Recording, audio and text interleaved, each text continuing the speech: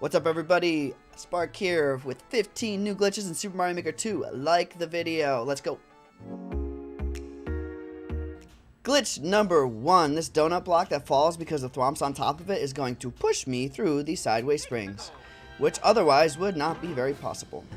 Glitch number 2, you see this cannon, this blaster. Usually we use burners to push the blaster close to one way so that we can soft lock people. This is another interesting little thing that we can do. We can push this blaster into these springs and pretty much hide the whole setup. So the burner is going to hit the bottom part of that blaster, and that's why it pops up a little bit. Then I can grab it from underneath, and now I can throw it up and throw the spring against that spring, the spring that gets stuck in the middle there. I almost like it better when all of this is hidden. So if I delete those 3 burners right there and then let this go, it clips everything behind. So everything now is hidden behind this blaster that you can't see the springs anymore. So I'm going to run and grab that spring that's behind the blaster like this, which is kind of cool because it's hidden. Also, the other one is still up here somewhere. So if I throw the spring up against this blaster, it'll pop out to the side like that, which is pretty interesting in itself too.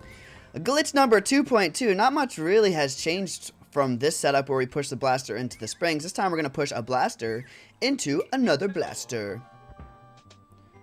It's kind of interesting. It pops the one blaster up, then it allows the other one to pass underneath it. So they merge and they form one entity. Or not, I don't know. Glitch number 3, with this setup, there's a sideways spring in this note block. It's going to pop down when we exit the door, and the sideways springs and the POW are both going to clip through this top note block. Let's go. Pops it down, sideways spring up, POW up. Very interesting. Note blocks are so janky. Glitch number 4, this cannon is going to shoot out a blue spike top. At the same time, this bomb hits this on-off switch. So, Spike Top gets clipped into all those blocks. And as you see, he's doing a little dance for you guys. Little twerky twerk. Whee! Glitch number 5. This Beetle's going to fall and go down into this gap where the note blocks are. And then clip over to the right, through the red blocks, and into the sunset. Glitch number 6, similar to the last one, but I think it deserves its own little glitch number, because that Beetle's going to fall and then it's going to hit the note blocks a bunch and then clip underneath. Glitch number 7, I imported a sun into 3D World. I'm going to put a link in the top right of the screen. You'll see a card pop up with a little exclamation mark, which is kind of cool because I actually mentioned it. Yeah, but I put a sun into the 3D world. I imported it and then I turned it into a moon. So right now this is technically nighttime. This is nighttime ground in 3D world, which is not usually normal. And we put a whole bunch of long pokies, and you'll see what happens with the pokies. They don't just fly around like what they would in nighttime mode. They actually get all freaking glitchy like this.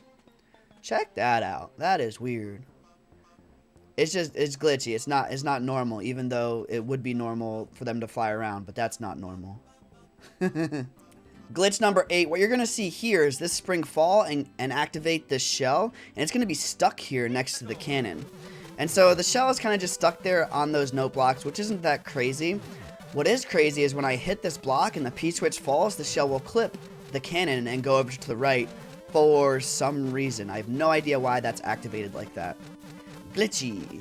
Glitch number 9, this is a pretty interesting little setup here. The Thwomp is along these slopes right here. The slopes will suck the Thwomp down a little bit, and that is a very, very tight gap that you can actually duck and walk under. And when you do, you'll clip into the Thwomp a little bit. Now if I go forward, I'll continue walking forward. It just clips him backwards over and over again like that. There's a very, very tight gap that you wouldn't think you'd be able to actually climb through, but apparently you can. Glitch number 10, we're going to go over the idea of a shell jump, which a shell jump isn't that crazy, but we can do a shell jump with a dry bone shell, which is kind of interesting, because normally when you throw it against sideways springs, you'll just jump into it like this. And that's pretty normal, being able to jump into a dry bone shell, and then you can jump out of it or whatever, but you can, if you hit it at the right angle, you can jump off of it like a normal shell.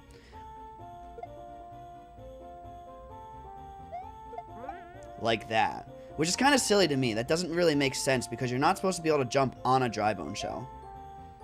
But you can. Glitch number 11. So what you see here are a bunch of stacked enemies that are directly underneath a P switch that is located on the ceiling like that. So it's like a D switch. So I'm going to start this screen and as you see, nothing really crazy happens. Everything is acting as normal. Or is it? So if I take this piranha like this and I grab it here, I can change it into different things, but let's not change it into anything. Let's just click what it already is. And when I restart this, you'll see everything destack. Everything falls down. Why this happens? Nobody knows. But yeah, it's an interesting little glitch. This only really happens in editor. I don't think there's any practical applications for this, but it is very interesting. Glitch number 12, not really much of a glitch, but what is red plus green? Apparently that is gold. Check out these gold shrooms we got here. How is that even possible? Okay, so it's just a 1-up and a mushroom in the same tile. But still, look at it, the colors merge. That's super interesting. Woo! Oh, rip. Glitch number 13, we've used a setup like this before many times where slopes push up thwomps or blasters. In this case, it's going to be the thwomps again.